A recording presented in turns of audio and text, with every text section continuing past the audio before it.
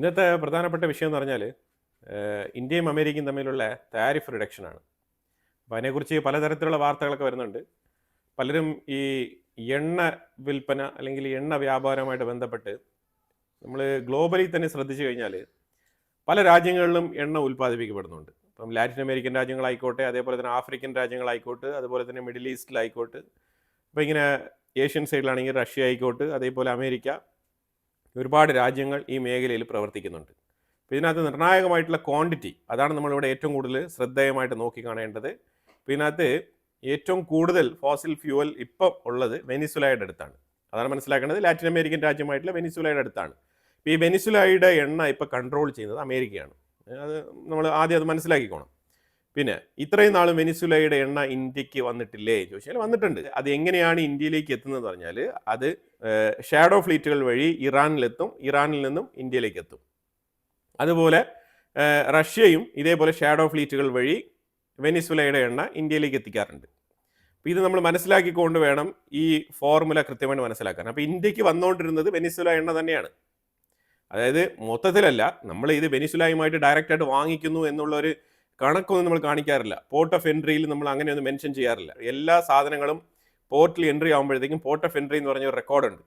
ആ റെക്കോർഡിൽ എന്താണ് നമ്മൾ മെൻഷൻ ചെയ്യുന്നത് അതിനനുസരിച്ചിട്ടാണ് നമുക്ക് മാസാവസാനം നമ്മളുടെ റിപ്പോർട്ട് പുറത്തു വരുന്നത്. അതിൻ്റെ ബേസിസിലാണ് നമ്മൾ ഇന്ന രാജ്യത്തിൽ നിന്നും ഇത്ര ശതമാനം നമ്മൾ എണ്ണ വാങ്ങിക്കുന്നുണ്ട് എന്നുള്ള ഒരു കണക്ക് നമ്മൾ പുറത്തു വിടുന്നത്. അപ്പോൾ ഇപ്പം നിലവിൽ ഞാൻ ഒരാഴ്ചയ്ക്ക് മുമ്പ് ഒരു വാർത്ത പബ്ലിഷ് ചെയ്തിട്ടുണ്ടായിരുന്നു. ഇന്ത്യയിൽ എണ്ണ ഇമ്പോർട്ട് ചെയ്യുന്ന ആ എണ്ണ മാർക്കറ്റിൽ വലിയ രീതിയിലുള്ള മാറ്റങ്ങൾ കൊണ്ടുവരാൻ വേണ്ടിയിട്ട് ഇന്ത്യ തീരുമാനിച്ചിട്ടുണ്ട്. അപ്പം അതിനെ തുടർന്ന് ഇപ്പം തന്നെ നമ്മൾ ഓൾറെഡി തന്നെ നമ്മൾ 11% അമേരിക്കൻ മാർക്കറ്റിൽ നിന്നും എനർജി പർച്ചേസ് നമ്മൾ ഉയർത്തിയിട്ടുണ്ട്. അതുപോലെ UAE-യുമായിട്ടുള്ള എനർജി പർച്ചേസും നമ്മൾ ഏറ്റവും കൂടുതൽ ഉയർത്തിയിട്ടുണ്ട്. ഇപ്പോൾ ഈ പ്രത്യേക ഇടപെട്ട കാലത്ത് UAE-യുമായിട്ടുള്ള എനർജി പർച്ചേസ് നമ്മൾ ഏറ്റവും കൂടുതൽ ഉയർത്താനുള്ള കാരണം വേറെ ഒന്നുമല്ല, UAE ഷാഡോ ഫ്ലീറ്റ് വഴി നമുക്ക് ഒരുപാട് എണ്ണ സപ്ലൈ ചെയ്യുന്നുണ്ട്. അതാണ് മനസ്സിലാക്കേണ്ടത്. ഈ എണ്ണ മാർക്കറ്റിൽ ശരിക്കും ഇമാതിരി ഷാഡോ ഫ്ലീറ്റുകൾ വഴിയുള്ള എണ്ണ സപ്ലൈ വളരെ കൂടുതലാണ്. അല്ലെങ്കിൽ ഒരുമാതിരിപ്പെട്ട രാജ്യങ്ങളൊന്നും പിടിച്ചു നിൽക്കാൻ പറ്റത്തില്ല. ഇപ്പം അമേരിക്കയുടെ ചൊൽപ്പടിക്ക് ഒതുങ്ങി നമ്മൾ ഒരേ ഒരു സ്ഥലത്ത് നിന്ന് മാത്രം എണ്ണ വാങ്ങിക്കുന്നു എങ്കിൽ നമുക്ക് പിടിച്ചു നിൽക്കാൻ കഴിയില്ല. കാരണം അവരുടെ ചൊൽപ്പടിക്ക് നമ്മൾ എല്ലാ കാര്യങ്ങളും ചെയ്യേണ്ടി വരും. ഈ കാര്യം കൊണ്ടാണല്ലോ നമ്മൾ ഇത്രയും നാളും അമേരിക്കയുമായിട്ട് ഈ വ്യാപാര യുദ്ധത്തിലേക്ക് ഏർപ്പെട്ടിരുന്നത്. അപ്പോൾ പ്രത്യേകിച്ച് ഒരു സുപ്രഭാതത്തിൽ ട്രംപ് പ്രഖ്യാപനം നടത്തിയത് ഉടനെ തന്നെ നമ്മൾ ഇതെല്ലാം നിർത്തുമോ എന്ന് ചോദിച്ചാൽ നിർത്തില്ല. നമ്മൾ ഡൈവേഴ്സിഫൈ ചെയ്യാണ്. അപ്പോൾ ഇത് നമ്മൾ മനസ്സിലാക്കേണ്ടത് ഇങ്ങനെയാണ്. അല്ലാതെ ഇത് നമ്മൾ അമേരിക്കയുടെ അടുത്ത് മാത്രം എണ്ണ വാങ്ങിക്കുന്നില്ല. അപ്പോൾ ഇത്രയും നാൾ നമുക്ക് വെനിസുലയുടെ എണ്ണ നമുക്ക് ഇൻഡയറക്റ്റ് ആയിട്ട് വന്നുകൊണ്ടിരുന്നു. ആ വെനിസുലയുടെ എണ്ണ തന്നെയാണ് ഡയറക്റ്റ് ആയിട്ട് ഇപ്പം അമേരിക്കയുടെ പക്കൽ നിന്ന് നമ്മൾ വാങ്ങുന്നത്. ഇതാണ് ഇപ്പോൾ നടന്നിരിക്കുന്ന ഒരു ചെറിയ മാറ്റം. ഇതിന് പകരം നമ്മൾ റഷ്യയുടെ എണ്ണ കുറയ്ക്കുമോ എന്ന് ചോദിച്ചാൽ റഷ്യയുടെ എണ്ണ നമ്മൾ ഓൾറെഡി കുറച്ചിട്ടുണ്ട്. 1.5 മാസങ്ങൾക്ക് മുമ്പ് തന്നെ ഒരു ഡിസംബർ ഫസ്റ്റ് വീക്കിൽ തന്നെ നമ്മൾ കുറച്ചിട്ടുണ്ടായിരുന്നു. അത് എന്തുകൊണ്ടാണെന്ന് പറഞ്ഞാൽ റിലയൻസിന് എക്സ്പോർട്ട് ചെയ്യാനുള്ള ബുദ്ധിമുട്ടുണ്ട് എന്നുള്ള റിലയൻസിന്റെ വിയോജിപ്പ്, റിലയൻസ് കമ്പനി ഇതുമായിട്ട് വിയോജിപ്പ് രേഖപ്പെടുത്തി. ഇന്ത്യൻ ഗവൺമെന്റുമായിട്ട് റിലയൻസ് വിയോജിപ്പ് രേഖപ്പെടുത്തി. അതായത് ഞങ്ങൾക്ക് എക്സ്പോർട്ട് ചെയ്യാൻ വേണ്ടിയിട്ട് ഇനി റഷ്യൻ എണ്ണ വേണ്ട, ഞങ്ങൾ ഡൊമസ്റ്റിക് പർപ്പസിന് വേണ്ടിയിട്ട് മാത്രം റഷ്യൻ എണ്ണ റിഫൈൻ ചെയ്യുന്നുള്ളൂ എന്ന് റിലയൻസ് പ്രഖ്യാപിച്ചു. അതിനെ തുടർന്നാണ് റഷ്യൻ എണ്ണയിൽ ഗണ്യമായ കുറവ് രേഖപ്പെടുത്തിയതും. ഇന്റർണൽ ആവശ്യങ്ങൾക്ക് വേണ്ടിയിട്ട് ഡൊമസ്റ്റിക് പർപ്പസിന് ഉപയോഗിക്കാൻ വേണ്ടിയിട്ട് റഷ്യൻ എണ്ണ നമ്മൾ ഇപ്പോഴും വാങ്ങിച്ചുകൊണ്ടിരിക്കുന്നു. അത് തുടർന്നും വാങ്ങിക്കും. നമ്മളിനി റഷ്യൻ എണ്ണ എക്സ്പോർട്ട് ചെയ്യുന്നില്ല. കാരണം യുദ്ധത്തിന് വാർമിഷൻ, അതായത് യുദ്ധം റൺ ചെയ്യാൻ വേണ്ടിയിട്ട് നമ്മൾ റഷ്യൻ എണ്ണ വാങ്ങിച്ച് ആഗോള വിപണിയിൽ എത്തിക്കുന്നു. യൂറോപ്പിന് കൊടുക്കുന്നതിന് പുറമേ നമ്മൾ മറ്റുള്ള രാജ്യങ്ങൾക്കും കൂടെ വിൽക്കുന്നുണ്ട്. അപ്പോൾ അതിലൂടെ റഷ്യ നല്ല രീതിയിൽ പുഷ്ടിപ്പെടുകയാണ്. റഷ്യയുടെ ഓയിൽ മാർക്കറ്റ് ഗ്ലോബലി എക്സ്പാൻഷൻ ആകുന്നു എന്നുള്ളതാണ് അവരുടെ കൺസേൺ. ആ കൺസേണിനെ സ്റ്റോപ്പ് ചെയ്യുന്ന രീതിയിൽ ഞങ്ങൾ വാങ്ങിക്കുന്നത് ഞങ്ങളുടെ ഡൊമസ്റ്റിക് പർപ്പസിനാണ്. ഞങ്ങൾക്ക് 85% എനർജി നമ്മൾ ഔട്ട്സോഴ്സ് ചെയ്താണ് നമ്മൾ ഉപയോഗിക്കുന്നത്. സോ ഞങ്ങൾക്ക് എനർജി നീഡ് ഉണ്ട്. അപ്പോൾ അതുകൊണ്ട് ഞങ്ങൾ ഇന്റർണൽ പർപ്പസിന് വേണ്ടിയിട്ട് റഷ്യൻ എണ്ണ വാങ്ങും എന്നുള്ളത് തന്നെയാണ് നമ്മുടെ നിലപാട്. ഇപ്പം അതും കൂടി വെട്ടിക്കുറയ്ക്കണം എന്നുള്ള നിലപാട് അമേരിക്കയ്ക്ക് ഉണ്ടോ എന്ന് ചോദിച്ചു കഴിഞ്ഞാൽ നമ്മളിവിടെ ഈ സ്റ്റേറ്റ്മെന്റുകൾ വളരെ വ്യക്തമായിട്ട് മനസ്സിലാക്കണം. ട്രംപ് പറയുന്നത് 50% ഇരുന്ന ഇന്ത്യയുടെ താരിഫ് 18% വെട്ടിക്കുറച്ചിരിക്കുകയാണ്. ഇത് പ്രഖ്യാപിച്ചു കഴിഞ്ഞു. ഓക്കെ, നമ്പർ 1 ഇത് മനസ്സിലാക്കണം. ഇത് പ്രഖ്യാപിക്കുന്നതിന് മുമ്പായിട്ട് ഇന്ത്യൻ പ്രധാനമന്ത്രിയും ട്രംപും തമ്മിൽ ടെലിഫോൺ കോൺവെർസേഷൻ നടക്കുന്നുണ്ട്. ഈ കോൺവെർസേഷനിൽ സംസാരിച്ചിട്ടുള്ള വിഷയങ്ങൾ എന്ന് പറഞ്ഞാൽ, ഇതുവരെ പുറത്തറിയാൻ പറ്റുന്ന വിഷയങ്ങൾ എന്ന് പറഞ്ഞാൽ ഒരു 2-3 പോയിന്റുകളുണ്ട്. ആ 2-3 പോയിന്റുകളിൽ 500 ബില്യൺ വർത്തുള്ള എനർജി, അത് എനർജി മാത്രമല്ല 500 ബില്യൺ വർത്തുള്ള പ്രോഡക്റ്റ് നമ്മൾ പർച്ചേസ് ചെയ്യും. അതാണ് നമ്മൾ കൊടുത്തിരിക്കുന്ന ഒരു ഉറപ്പ്. ഇന്ത്യ കൊടുത്തിരിക്കുന്ന ഉറപ്പ് 500 ബില്യൻ്റെ പർച്ചേസ്. കാർഷിക ഉൽപ്പന്നങ്ങൾ, ഈ കാർഷിക ഉൽപ്പന്നങ്ങളിൽ ഈ പറയുന്ന ജനറ്റിക്കലി മോഡിഫൈഡ് ആയിട്ടുള്ള സാധനം, അതേപോലെ ഡയറി പ്രോഡക്ട്സ്, ഇതൊന്നും ഇതിനകത്ത് മെൻഷൻ ചെയ്തിട്ടില്ല.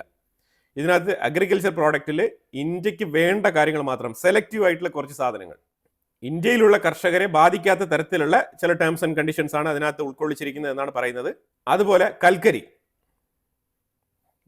നമ്മൾ റഷ്യയിൽ നിന്നും ഏറ്റവും കൂടുതൽ പർച്ചേസ് ചെയ്തുകൊണ്ടിരിക്കുന്നത്, അതും കൂടി നമ്മളിപ്പം ഡീവിയേറ്റ് ചെയ്ത് അമേരിക്കയുടെ സൈഡിൽ നിന്നും കൽക്കരിയും കൂടി വാങ്ങിക്കാനുള്ള തീരുമാനം നമ്മൾ എടുത്തിട്ടുണ്ട്. പിന്നെ ഇൻഡസ്ട്രിയലുമായിട്ട് ബന്ധപ്പെട്ട കുറച്ച് സാധനങ്ങൾ, ഇതൊക്കെ തന്നെയാണ് നമ്മൾ അമേരിക്കയിൽ നിന്ന് പർച്ചേസ് ചെയ്യാൻ പോകുന്നത്. ഇത് തന്നെ 500 ബില്യൺ വർത്ത് വരുന്ന പ്രോഡക്റ്റ് നമ്മൾ പർച്ചേസ് ചെയ്യും എന്നാണ് നമ്മൾ പറഞ്ഞിരിക്കുന്നത്. ഇതാണ് ടേംസ് ആൻഡ് കണ്ടീഷൻ. ഇനി ഇതിലുപരിയായിട്ട് ഈ അഗ്രികൾച്ചർ മേഖലയിൽ ഇനിയിപ്പോൾ എന്തൊക്കെ നമ്മൾ ഇതിനകത്ത് മെൻഷൻ ചെയ്തിട്ടുണ്ട്, അങ്ങനെയുള്ള സ്പെസിഫിക് ആയിട്ടുള്ള റിപ്പോർട്ട്സ് ഒക്കെ ഇനിയിപ്പം ഡീൽ സൈൻ ചെയ്ത് ആ ഡീലിന്റെ കോപ്പി പുറത്തു വന്നാൽ മാത്രമേ നമുക്ക് മനസ്സിലാക്കാൻ പറ്റുകയുള്ളൂ. ഇനിയിപ്പം ഈ റഷ്യൻ എണ്ണയുമായിട്ട് ബന്ധപ്പെട്ട റൂമർ അതെങ്ങനെയാണെന്ന് പറഞ്ഞാൽ, ഇപ്പം ഇത്രയും നാളും, അതായത് നിങ്ങൾ മനസ്സിലാക്കേണ്ടതെന്ന് പറഞ്ഞാൽ ഏതാണ്ട് നവംബർ മുതലേ ഇവിടെ ആൾക്കാർ പ്രൊപ്പഗൻഡ അടിച്ചിറക്കുകയാണ്. റഷ്യൻ ഓയിൽ നിർത്തി എന്നുള്ള വാർത്തകളൊക്കെ നമ്മൾ കേട്ടതാണ്. എത്രയോ ആൾക്കാർ വന്നിട്ട് ഇതാ റോയിറ്റേഴ്സ് റിപ്പോർട്ട് ചെയ്തു, ഇത് അമേരിക്കയുടെ ചൊൽപ്പടിക്ക് ഇണങ്ങി റഷ്യൻ ഓയിൽ പൂർണ്ണമായിട്ടും ഇന്ത്യ നിർത്തി എന്നൊക്കെ പറഞ്ഞുകൊണ്ട് പലരും ഇവിടെ വാർത്തകൾ അടിച്ചിറക്കിയത് നമ്മൾ കണ്ടതാണ്. എന്നിട്ട് ഇപ്പോഴും ഇതാ ഫെബ്രുവരി 3-ാം തീയതിയും അമേരിക്ക പറഞ്ഞുകൊണ്ടിരിക്കുകയാണ് റഷ്യൻ ഓയിൽ നിർത്തണമെന്ന് പറഞ്ഞിട്ട്. അപ്പൊ അന്ന് വന്ന വാർത്ത എന്താണ്? അന്ന് യുവമാരൊക്കെ കൂടിച്ചേർന്ന് അമേരിക്കയ്ക്ക് സപ്പോർട്ടീവായിട്ടുള്ള വാർത്തകൾ ഇവിടെ അടിച്ചിറക്കിയ പ്രൊപ്പഗൻഡ എന്തിനു വേണ്ടിയിട്ടായിരുന്നു? അന്ന് ആര് പറഞ്ഞിട്ടാണ് ഇന്ത്യ റഷ്യൻ ഓയിൽ നിർത്തി എന്ന് പറഞ്ഞുകൊണ്ടുള്ള വാർത്തകൾ ഇവിടെ അടിച്ചിറക്കിയത്? അപ്പൊ ഇതൊക്കെ നമ്മൾ ചിന്തിച്ച് നോക്കണം. അപ്പൊ ഇന്നും അമേരിക്ക പറഞ്ഞുകൊണ്ടിരിക്കുകയാണ്, അതായത് ഇന്ത്യയുടെ താരിഫ് 18% വെട്ടി കുറച്ചിട്ടും അമേരിക്ക പറയുകയാണ് റഷ്യൻ ഓയിൽ പൂർണ്ണമായിട്ടും നിർത്തണം എന്നുള്ള റിക്വസ്റ്റ് ആണ് വെച്ചുകൊണ്ടിരിക്കുന്നത്.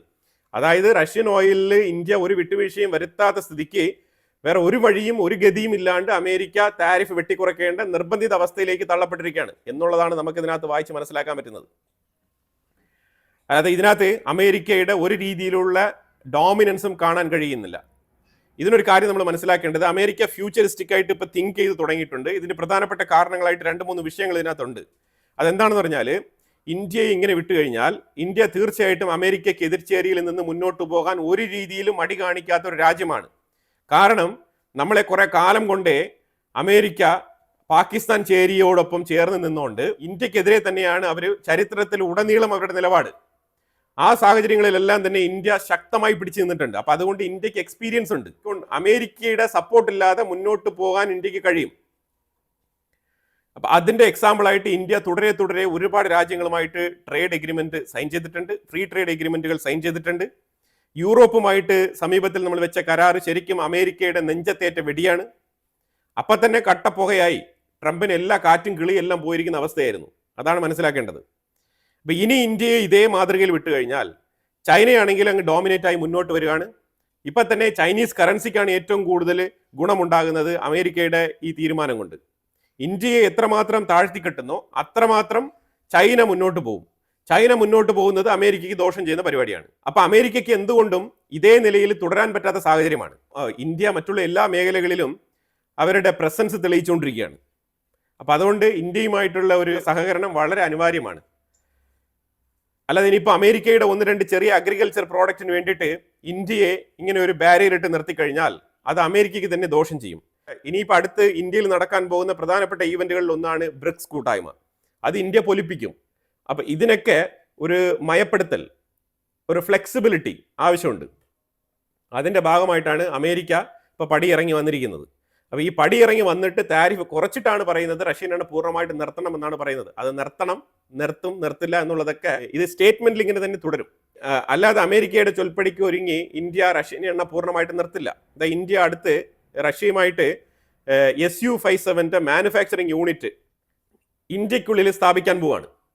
അതുമായിട്ട് ബന്ധപ്പെട്ട ചർച്ചകൾ നടക്കുന്നുണ്ട്. ഇന്ത്യയും റഷ്യയുമായിട്ടുള്ള ഡിഫൻസ് കരാറുകൾ ഒരിക്കലും റദ്ദാക്കാൻ പറ്റാത്ത കരാറുകളാണ്. അപ്പൊ അതുകൊണ്ട് ആ രീതിയിലൊക്കെ അമേരിക്കയ്ക്ക് ചിന്തിക്കാൻ കഴിയില്ല. അമേരിക്ക ഇത് ഓപ്പൺ ആയിട്ട് ഇങ്ങനെ പറയും, അത്രേ ഉള്ളൂ. റഷ്യക്കെതിരെ സ്റ്റേറ്റ്മെന്റ് പറയുന്നത് പോലെ ഇന്ത്യ എണ്ണ നിർത്തി, അതുകൊണ്ട് ഞങ്ങൾ താരിഫ് കുറച്ചു എന്നൊക്കെ വാദങ്ങളൊക്കെ പറയും. എന്നിട്ടും പറയുന്നുണ്ട് ഇന്ത്യ നിർത്തണമെന്ന്. അപ്പൊ അതിന്റെ അർത്ഥം ഇന്ത്യ ഇതുവരെ നിർത്തിയിട്ടില്ല. പിന്നെ അമേരിക്കയിൽ നിന്നും ഫെഡറൽ കമ്മിറ്റിയുടെ ഈ താരിഫ് കുറച്ചു എന്ന് പറഞ്ഞുകൊണ്ടുള്ള ആ ഒരു അപ്രൂവൽ ലെറ്റർ ഇതുവരെ ഇഷ്യൂ ചെയ്തിട്ടില്ല. ഇതുവരെ അതിൽ സൈൻ ചെയ്തിട്ടില്ല. ട്രംപ് അവിടുത്തെ പകലിൽ ഇവിടുത്തെ മിഡ് നൈറ്റിൽ പ്രഖ്യാപിച്ചെന്നേ ഉള്ളൂ. 18% താരിഫ് നമുക്ക് ഒരു പരിധി വരെ ഓക്കെയാണ്. അതൊരു ഓക്കെ ഫീൽ തരുന്ന ഒരു നമ്പറാണ്. അല്ലെങ്കിൽ നമ്മൾ നോക്കിക്കഴിഞ്ഞാൽ നമ്മൾ ചുറ്റുപാടും കിടക്കുന്ന രാജ്യങ്ങളുമായിട്ട് നമ്മൾ ഏഷ്യൻ സൈഡിലുള്ള കോമ്പറ്റീറ്റേഴ്സിനെ നമ്മൾ നോക്കിക്കഴിഞ്ഞാൽ ചൈനയ്ക്ക് 37% ഉണ്ട്, പാകിസ്ഥാൻ 19%. ഇന്ത്യയുമായിട്ട് കമ്പയർ ചെയ്യേണ്ട ഒരു ആവശ്യമില്ല. അവർക്ക് 10% കൊടുത്താൽ അവരെ കൊണ്ടൊന്നും ചെയ്യാൻ കഴിയുകയില്ല. അതാണ് മനസ്സിലാക്കേണ്ടത്. ബംഗ്ലാദേശിന് 20%, Vietnam 20%, Malaysia 19%, Cambodia 19%, Thailand 19%, Japan 15%, south Korea 25%. അവർക്ക് ബേസ് ലൈൻ താരിഫ് 15% ആണ്, ഇപ്പം ഈ ഇടയ്ക്ക് കൂട്ടിയതാണ് 10%, അങ്ങനെ 25%. അപ്പൊ ഇത് താരതമ്യം ചെയ്ത് നോക്കിക്കഴിഞ്ഞാൽ നമുക്ക് ഇന്ത്യക്ക് വ്യക്തമായ മുൻഗണനയുണ്ട്. ഇനിയിപ്പോൾ നമ്മൾ വെസ്റ്റേൺ രാജ്യങ്ങളുമായിട്ട് കമ്പയർ ചെയ്ത് നോക്കിക്കഴിഞ്ഞാൽ ഇന്ത്യയെക്കാളും അവർക്ക് ഇച്ചിരി താരിഫ് കുറവാണ്. എന്നാലും അവരുടെ ഒരു കറൻസി മൂല്യവും അവരുടെ ഒരു എക്കണോമിക് സ്ഥിതിഗതികളൊക്കെ വെച്ച് നോക്കിക്കഴിഞ്ഞാൽ ആ താരിഫ് ഇന്ത്യയുമായിട്ട് കമ്പയർ ചെയ്യുമ്പം വലിയ രീതിയിൽ ആശങ്കപ്പെടുത്തുന്ന താരിഫുകളല്ല. UK 10%, European union 15%, Switzerland 15%. ഇതാണ് നിലവിലുള്ള വെസ്റ്റേൺ രാജ്യങ്ങളുമായിട്ട് ബന്ധപ്പെട്ട ഒരു അവസ്ഥ. ഇതിലെല്ലാം തന്നെ മെച്ചപ്പെട്ട അവസ്ഥയാണ് ഇന്ത്യക്ക്. അപ്പോൾ എന്തായാലും ഇന്ത്യ എന്ന് പറഞ്ഞ ഒരു വലിയ മാർക്കറ്റിനെ തടഞ്ഞു നിർത്താൻ കഴിയാത്ത സാഹചര്യത്തിലാണ് ഈ താരിഫ് ഇളവ് ഇന്ത്യക്ക് നൽകിയിരിക്കുന്നത്. ഈ ബൈലേറ്ററൽ ട്രേഡ് എഗ്രിമെന്റുമായിട്ട് ബന്ധപ്പെട്ട എഗ്രിമെന്റ് എപ്പോൾ പുറത്തു വരും എന്നുള്ളത് ഇതുവരെ വ്യക്തമാക്കിയിട്ടില്ല. റഷ്യൻ എണ്ണ ഇറക്കുമതി പൂർണ്ണമായിട്ടും അവസാനിപ്പിക്കുമോ ഇല്ലയോ എന്നുള്ളതിനെ കുറിച്ചുള്ള ആ ഒരു വേഗ് സ്റ്റേറ്റ്മെന്റ് ഇപ്പോഴും നിലനിൽക്കുകയാണ്. അമേരിക്ക അത് ആവർത്തിച്ച് പറയുമ്പോഴും ഇന്ത്യ ആ വിഷയത്തിൽ ഒരു രീതിയിലുള്ള പ്രതികരണങ്ങളും മുന്നോട്ട് വെക്കുന്നില്ല. അതുപോലെ തന്നെ ഇന്ത്യ അമേരിക്കയ്ക്ക് ഏതൊക്കെ സാധനങ്ങൾക്ക് പ്രത്യേകിച്ച് അഗ്രികൾച്ചർ മേഖലയിൽ താരിഫ് ഇളവ് കൊടുത്തിരിക്കുന്നത് എന്ന വിവരവും ഇതുവരെ പുറത്തുവിട്ടിട്ടില്ല. പിന്നെ അമേരിക്കയിൽ നിന്നും പ്രധാനമായിട്ട് പുറത്തു വരേണ്ട ഫെഡറൽ രജിസ്റ്റർ, ഈ ഫെഡറൽ രജിസ്റ്ററിൽ നിന്നുള്ള പ്രസിഡൻഷ്യൽ പ്രൊക്ലമേഷൻ ഇതുവരെ പുറത്തു വന്നിട്ടില്ല. അത് പുറത്തു വന്നാൽ മാത്രമേ നമുക്ക് ഇതിനകത്ത് ആധികാരികമായിട്ട് എന്തെങ്കിലും പറയാൻ പറ്റൂ. അതിലുപരിയായിട്ട് ട്രംപ് എപ്പോഴും പറയുന്നത് പോലെയുള്ള വെർബൽ സ്റ്റേറ്റ്മെന്റുകളായിട്ട് മാത്രമേ നമുക്ക് ഇതിനെ കരുതാൻ കഴിയുകയുള്ളൂ. അപ്പം എന്തായാലും ഫെഡറൽ രജിസ്റ്റർ പ്രസിഡൻഷ്യൽ പ്രൊക്ലമേഷൻ വരാൻ വേണ്ടിയിട്ടാണ് നമ്മൾ കാത്തിരിക്കുന്നത്. ഇപ്പം ഈ എണ്ണ വ്യാപാരവുമായിട്ട് ബന്ധപ്പെട്ട വിഷയം എങ്ങനെയാണ് വന്നതെന്ന് പറഞ്ഞാൽ, ഈ മീറ്റിംഗ് കഴിഞ്ഞിട്ട് പ്രസിഡന്റിന്റെ ഓഫീസിൽ നിന്നും ഒരു വ്യക്തി പുറത്തോട്ട് വരുന്നു. അപ്പോഴത്തേക്ക് ഒരു മാധ്യമ പ്രവർത്തകർ ചോദിക്കുന്നുണ്ട്, റഷ്യൻ എണ്ണ ഇന്ത്യ ഗണ്യമായി കുറച്ചതിനെ തുടർന്നാണോ ഈ ഇളവ് കൊടുത്തത് ഇന്ത്യക്ക് എന്ന ചോദ്യത്തിന് പുള്ളിക്കാരൻ യെസ് എന്നുള്ള ഉത്തരമാണ് കൊടുത്തത്. എന്നാലും ഞങ്ങളുടെ ലക്ഷ്യം റഷ്യൻ എണ്ണ വാങ്ങുന്നത് ഇന്ത്യ പൂർണ്ണമായിട്ടും നിർത്തുക എന്നുള്ളതാണ് ഞങ്ങളുടെ ആഗ്രഹം എന്നാണ് പുള്ളിക്കാരൻ പറഞ്ഞിട്ട് പോയത്. അപ്പം അമേരിക്കയുടെ ആഗ്രഹം അങ്ങനെ തന്നെയായിരിക്കും. പക്ഷേ അതിനനുസരിച്ച് ഇന്ത്യ പ്രവർത്തിക്കണം എന്നില്ല. കാരണം ഇവിടെ UAE-യുടെ എണ്ണ ഇറക്കുമതി ഇന്ത്യയിലേക്ക് എത്രമാത്രം വർദ്ധിക്കുന്നോ അതിൽ നല്ലൊരു ശതമാനം റഷ്യൻ എണ്ണയായിരിക്കും എന്നുള്ളതാണ് നമ്മൾ മനസ്സിലാക്കേണ്ടത്. ഇന്ത്യക്ക് എന്ത് വേണം, ഇന്ത്യക്ക് എന്ത് ചെയ്യണം എന്നുള്ളതൊക്കെ ഇന്ത്യക്ക് നന്നായിട്ട് അറിയാം. അപ്പം അതുകൊണ്ട് ഇമാതിരിപ്പെട്ട റൂമേഴ്സും അലിഗേഷൻസ് ഒന്നും നമ്മൾ ഫോളോ ചെയ്യേണ്ടതില്ല. ഇപ്പം ഇത്രയേറെ അൺസർട്ടനിറ്റി ഇപ്പം പ്രഖ്യാപിച്ച ഈ 18% താരിഫിന്റെ കരാറിന്റെ പുറകിലുണ്ടെങ്കിലും ഈ പ്രത്യക്ഷത്തിൽ മൊത്തത്തിൽ ആഗോളതലത്തിൽ തന്നെ ഇതിനെ വിലയിരുത്തുന്നത് പ്രായോഗികവും തന്ത്രപരമായിട്ടുള്ള ഒരു അപ്രോച്ചാണ് ഇന്ത്യയുടേതും അമേരിക്കയുടേതും എന്ന് തന്നെയാണ് വിലയിരുത്തുന്നത്. രണ്ടു കൂട്ടർക്കും അങ്ങനെയാണ് അനലിസ്റ്റുകൾ വിലയിരുത്തുന്നത്. നമ്മളുടെ ഇവിടെയുള്ള അനലിസ്റ്റുകളല്ല, ശരിക്കും അന്താരാഷ്ട്ര തലത്തിൽ ഈ ഗ്ലോബൽ ഇഷ്യൂസിനെ കുറിച്ച് നല്ല രീതിയിൽ വിശകലനം ചെയ്യുന്ന അനലിസ്റ്റുകൾ ഇങ്ങനെയാണ് വിലയിരുത്തുന്നത്. പ്രത്യേകിച്ചും ചൈനയ്ക്ക് ഇപ്പോൾ ഇതൊരു ഇടുത്തിയാണ്, അതാണ് മനസ്സിലാക്കേണ്ടത്. കാരണം ഇന്ത്യക്ക് 18% താരിഫ്, ചൈനയ്ക്ക് 37% താരിഫ്. ഇപ്പോൾ ഇവിടെ ഇന്ത്യ കൃത്യമായിട്ടുള്ള ഒരു ഡോമിനേഷൻ നേടിയിരിക്കുകയാണ്. ഇന്ത്യയുടെ എക്സ്പോർട്ട് മേഖലയിൽ ഇത് വലിയ രീതിയിലുള്ള കുതിച്ചുചാട്ടത്തിന് വഴിയൊരുക്കും. അപ്പോൾ ഇതാണ് മെയിനായിട്ട് മനസ്സിലാക്കേണ്ടത്. വെനിസുലയുടെ എണ്ണ ഇന്ത്യയിലേക്ക് വരും. വെനിസുലയുടെ എണ്ണ തന്നെയാണ് ഇറാൻ ത്രൂ വന്നുകൊണ്ടിരുന്നത്. ഇപ്പം നിലവിൽ ഇത്രയും പെട്ടെന്ന് ട്രംപ് ഇത് പ്രഖ്യാപിക്കാനുള്ള ഒരു കാരണമായിട്ട് കരുതുന്നത് ഇറാൻ ത്രൂ ഇന്ത്യ എണ്ണ വാങ്ങിച്ചുകൊണ്ടിരുന്നു. അപ്പോൾ ഇറാനിൽ നിന്നും ഏറ്റവും കൂടുതൽ എണ്ണ ഇപ്പോൾ ചൈനയാണ് വാങ്ങിക്കുന്നത്. അതുപോലെ വെനിസുല എണ്ണയും ചൈനയാണ് വാങ്ങിച്ചുകൊണ്ടിരുന്നത്. ഇപ്പോൾ വെനിസുല എണ്ണ ചൈനയിലേക്ക് പോകുന്നില്ല. അപ്പോൾ വെനിസുലയുടെ എണ്ണ ഇപ്പോൾ പൂർണ്ണമായിട്ടും ഇന്ത്യയിലേക്ക് വിൽക്കേണ്ട ഒരു നിർബന്ധിത സാഹചര്യത്തിലേക്ക് അമേരിക്ക തള്ളപ്പെട്ടിരിക്കുകയാണ്. അതാണ് മനസ്സിലാക്കേണ്ടത്. ഇതിനെ തുടർന്ന് ഒരാഴ്ചയ്ക്ക് മുമ്പ് ട്രംപ് പറഞ്ഞിട്ടുണ്ടായിരുന്നു, ഇറാൻ എണ്ണ പർച്ചേസ് ചെയ്യുന്ന, അതായത് ഇറാനുമായിട്ട് വ്യാപാര ബന്ധത്തിൽ ഏർപ്പെടുന്ന രാജ്യങ്ങൾക്ക് 25% പുനറ്റീവ് താരിഫ് അപ്ലൈ ചെയ്യുമെന്നാണ് പറഞ്ഞിരുന്നത്. അപ്പോൾ അതിനെ തുടർന്ന് ശരിക്കും ഇറാനിൽ നിന്നുമുള്ള എണ്ണ ഇറക്കുമതി കുറയ്ക്കണം. അതായത് ഇറാൻ ത്രൂ നമ്മൾ ഇതിന് മുമ്പ് വെനിസുല എണ്ണ വാങ്ങിച്ചുകൊണ്ടിരുന്നു. അതിനുശേഷം ഇറാന്റെ സൈഡിൽ നിന്നും എണ്ണ വാങ്ങിക്കുന്നത് വളരെ കുറവായിരുന്നു, വളരെ തുച്ഛമായ ക്വാണ്ടിറ്റിയാണ് നമ്മൾ പർച്ചേസ് ചെയ്തുകൊണ്ടിരുന്നത്. അതും നമ്മൾ പൂർണ്ണമായിട്ടും നിർത്തിയിരിക്കുകയാണ് ഇറാന്റെ സൈഡിൽ നിന്ന് വാങ്ങിക്കുന്ന എണ്ണ. കാരണം വെനിസുലയുടെ എണ്ണ ഒഴുക്കം അവിടെ നിന്നു. അമേരിക്ക ആണെങ്കിൽ ഭീഷണിയുമായിട്ട് യുദ്ധക്കപ്പലും കൊണ്ട് അവിടെ ഇട്ടിട്ട് കുറേ നാളായി. അപ്പോൾ അതുകൊണ്ട് ആ മേഖലയിൽ നിന്നുള്ള എണ്ണ ഇപ്പോൾ ഇന്ത്യക്ക് കിട്ടുന്നില്ല. അതും ഒരു കാര്യമാണ്. നമുക്ക് എണ്ണ ആവശ്യമുണ്ട്, അത് ഫിൽട്ടർ ചെയ്ത് റിഫൈൻ ചെയ്ത് നമുക്ക് ആഗോള മാർക്കറ്റിൽ എത്തിച്ചു കഴിഞ്ഞാൽ നല്ല വരുമാനം കിട്ടും. അപ്പോൾ തീർച്ചയായിട്ടും വെനിസുല എണ്ണ റിഫൈൻ ചെയ്യാനുള്ള പാകത്തിനാണ് നമ്മളുടെ റിഫൈനറികൾ ബിൽഡ് ചെയ്തിരിക്കുന്നത്. റിലയൻസിന്റെ റിഫൈനറിയൊക്കെ 2 വർഷത്തിന് മുമ്പ് നമ്മൾ ഇതിനു വേണ്ടിയിട്ട് പുതുക്കിപ്പണിതാണ്. അപ്പോൾ ആ രീതിയിൽ റിഫൈനറികളൊക്കെ മോഡിഫൈ ചെയ്ത് മുന്നോട്ട് പൊയ്ക്കൊണ്ടിരിക്കുന്ന സാഹചര്യത്തിലാണ് അമേരിക്കയിൽ ട്രംപ് ഭരണത്തിൽ വന്നിട്ട് പല രീതിയിലുള്ള താരിഫുകളും ഇട്ടുകൊണ്ട് നമ്മളെ പിടിമുറുക്കാൻ വേണ്ടിയിട്ട് ശ്രമിച്ചത്. ആ സാഹചര്യത്തിൽ വീണ്ടും വെനിസുലയുടെ എണ്ണ തന്നെ ഇന്ത്യക്ക് വരുന്നു. പക്ഷേ അത് അമേരിക്ക ത്രൂ വരുന്നു. അത്രയേ ഉള്ളൂ വ്യത്യാസം. നമുക്ക് അന്നും ഇന്നും എന്നും ഒരേ നിലപാട് തന്നെയാണ്. സെയിം പ്രൊസീജിയർ തന്നെയാണ് നമ്മൾ ഫോളോ ചെയ്യുന്നത്. ഇറാനിൽ നിന്നും വന്നുകൊണ്ടിരുന്ന വെനിസുല എണ്ണ ഇപ്പം അമേരിക്കയിൽ നിന്നും നേരിട്ട് ഇന്ത്യയിലേക്ക് വരുന്നു. ഇതാണ് നമ്മളിപ്പോൾ മനസ്സിലാക്കേണ്ടത്. അപ്പോൾ എന്തായാലും ഇതിൻ്റെ പുറകിൽ ഒരുപാട് വിഷയങ്ങളുണ്ട്. ഈ ഓയിൽ മാർക്കറ്റിനെ കുറിച്ചൊക്കെ, അതിൻ്റെ ഷാഡോ ഫ്ലീറ്റ് മാർക്കറ്റിനെ കുറിച്ചൊക്കെ നമ്മൾ വെബിൽ പോയി വായിച്ചു കഴിഞ്ഞാൽ നിങ്ങൾക്ക് മനസ്സിലാക്കാൻ പറ്റും. ഇതുമായിട്ട് ബന്ധപ്പെട്ട ഒരുപാട് ആർട്ടിക്കിൾസ് ഉണ്ട്. എങ്ങനെയാണ് ഈ ഒരു എണ്ണ കച്ചവടം നടക്കുന്നത്.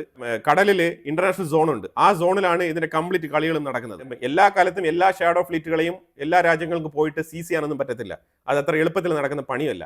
അപ്പൊ എന്തായാലും ഇന്ത്യയും അമേരിക്കയും തമ്മിൽ ഉണ്ടായ ഈ ഒരു 18% താരിഫ് എന്നുള്ളത് ഇത് ശരിക്കും അപ്രൂവ്ഡ് കരാറായി വരട്ടെ. US ഫെഡറൽ രജിസ്റ്ററിൽ നിന്നും പ്രസിഡന്റ് ഡൊണാൾഡ് ട്രംപിന്റെ പ്രസിഡൻഷ്യൽ പ്രൊക്ലമേഷൻ പുറത്തു വരട്ടെ. ബൈലേറ്ററൽ ട്രേഡ് അഗ്രിമെന്റ് സൈൻ ചെയ്ത് കഴിഞ്ഞിട്ട് നമുക്ക് ഇതിന്റെ വിശദമായ ഡീറ്റെയിലുകളിലേക്ക് നമുക്ക് കടക്കാം. അപ്പോഴത്തേക്ക് നമുക്ക് കാര്യങ്ങൾ കുറച്ചുകൂടെ വ്യക്തമായിട്ട് മനസ്സിലാവും. ഇപ്പൊ നിലവിൽ ഇന്ത്യയും അമേരിക്കയും തമ്മിൽ ഉണ്ടായ ഒരു ക്വിക്ക് ഡെവലപ്മെന്റ്സിന് റീസൺ ആയിട്ട് പറയപ്പെടുന്നത് ഈ വെനിസുല ഓയിൽ ഇന്ത്യയിലേക്ക് പുഷ് ചെയ്യുക എന്നുള്ളതാണ് പ്രധാനപ്പെട്ട റീസൺ. അതാണ് നമുക്ക് മനസ്സിലാക്കാൻ പറ്റുന്നത്. പിന്നെ റഷ്യൻ എണ്ണ കുറയ്ക്കുക കൂട്ടുക ഇതൊക്കെ പഴയ സ്റ്റോറിയാണ്. അതിലൊന്നും ഇന്ത്യ വഴങ്ങത്തില്ല. അതിന് വഴങ്ങുകയാണെന്നുണ്ടെങ്കിൽ പണ്ടേ നമുക്ക് എണ്ണ വാങ്ങിക്കാമായിരുന്നല്ലോ. ഇപ്പൊ പുതിയതായിട്ട് അമേരിക്കയുടെ പ്രതിസന്ധി ഈ വെനിസുല എണ്ണ എവിടെയെങ്കിലും പിച്ച് ചെയ്യണം. അത് പിച്ച് ചെയ്യണം എന്നുണ്ടെങ്കിൽ ഇന്ത്യ അല്ലാതെ വേറൊരു മാർക്കറ്റ് ഇല്ല. അതാണ് മനസ്സിലാക്കുന്നത്. കാരണം അത്രമാത്രം ക്വാണ്ടിറ്റി ഉണ്ട് വെനിസുലയിൽ നിന്നും. അപ്പൊ ഇങ്ങനെ മാർക്കറ്റ് പിച്ച് ചെയ്ത് കൊടുത്തു കഴിഞ്ഞാൽ മാത്രമേ അമേരിക്കയിൽ നിന്നുള്ള എണ്ണ കമ്പനികൾ, ഷെവ്രോൺ പോലത്തെ കമ്പനികളൊക്കെ വെനിസുലയിൽ ഇൻവെസ്റ്റ്മെന്റ് ചെയ്യുകയുള്ളൂ. ഇത് അമേരിക്കൻ കമ്പനികൾ തന്നെ നേരിട്ട് ട്രംപിനെ ധരിപ്പിച്ചതാണ്. അതിനെ തുടർന്ന് വെനിസുലയിൽ ഓൾറെഡി തന്നെ ലോ അമെന്റ്മെന്റ് നടത്തിയിരിക്കുകയാണ്. അവര് എണ്ണ കമ്പനികൾ പ്രൈവറ്റൈസേഷന് വേണ്ടിയിട്ടുള്ള ലോ, അതായത് ഇത്രയും നാളും നിക്കോളാസ് മദുറോ വെനിസുല ഭരിച്ചുകൊണ്ടിരുന്ന സമയത്ത് എണ്ണ കമ്പനികളെല്ലാം തന്നെ ഗവൺമെന്റിന്റെ കീഴിലായിരുന്നു. അപ്പൊ ആ ഗവൺമെന്റിന്റെ നിയമം മാറ്റിക്കൊണ്ട് അവരുടെ ബൈ ലോയിൽ അമെന്റ്മെന്റ് വരുത്തിക്കൊണ്ട് അവിടുത്തെ പ്രസിഡന്റ് റോഡ്രിഗസ് അവര് എണ്ണ കമ്പനികളെ പ്രൈവറ്റൈസേഷൻ ചെയ്യാനുള്ള ലോ പാസ്സാക്കിയിരിക്കുകയാണ്. അപ്പൊ അതുകൊണ്ട് അമേരിക്കൻ കമ്പനികൾക്ക് ഇപ്പം അങ്ങോട്ട് കടന്നു ചെല്ലാൻ പറ്റും. അതിന് വേണ്ടിയിട്ടുള്ള മാർക്കറ്റായിട്ട് ഇന്ത്യ ഒരുക്കുകയാണ്. മനസ്സിലായല്ലോ എങ്ങനെയാണ് ഇതിന്റെ ചെയിൻ ഓഫ് ഓപ്പറേഷൻസ് പ്രവർത്തിക്കുന്നത്.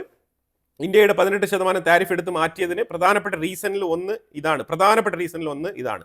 അപ്പോൾ എന്തായാലും വളരെ ചുരുങ്ങിയ സമയം കൊണ്ട് ഞാൻ ഇതുമായിട്ട് ബന്ധപ്പെട്ട് റിസർച്ച് നടത്തിയതിൽ മനസ്സിലാക്കാൻ പറ്റിയ വളരെ കോർ ആയിട്ടുള്ള ഒരു റീസൺ ആണ് നമുക്ക് ഇതിൽ കണ്ടെത്താൻ കഴിഞ്ഞത്. അപ്പോൾ ഇതിനെക്കുറിച്ചുള്ള അഭിപ്രായങ്ങൾ കമന്റ് ബോക്സിൽ രേഖപ്പെടുത്തുക. കൂടുതൽ വാർത്തകളുമായിട്ട് അടുത്ത വീഡിയോയിൽ വരാം. Thank you so much.